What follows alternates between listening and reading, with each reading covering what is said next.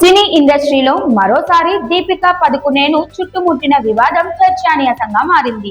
మొదటిసారి సందీప్ రెడ్డి బంగా దర్శకత్వంలో రూపొందుతున్న స్పిరిట్ సినిమాకు ఆమెను హీరోయిన్ గా ప్రకటించినప్పటికీ తర్వాత ఆమె డిమాండ్ల కారణంగా ప్రాజెక్ట్ నుంచి తప్పించారు.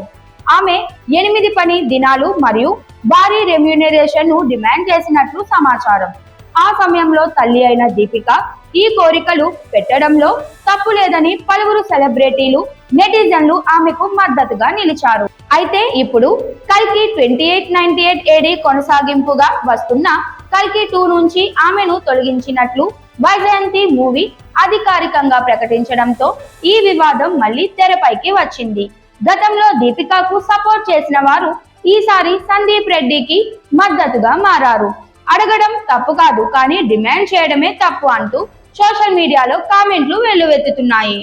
దీపిక అప్పట్లో స్పిరిట్ నుంచి తప్పుకున్నప్పుడు స్పష్టత ఇవ్వలేదని, నాకు నచ్చినదే చేస్తాను అన్న మాటలతో మరిన్ని అనుమానాలకు తావిచ్చిందని నెటిజన్లు పేర్కొంటున్నారు.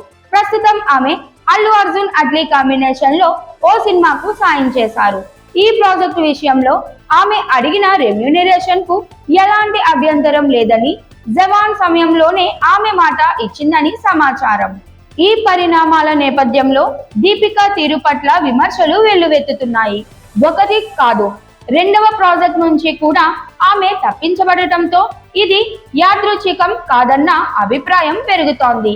ఇప్పటికైనా దీపిక ఈ వివాదంపై స్పందిస్తుందేమో అన్నది ఆసక్తికరంగా మారింది.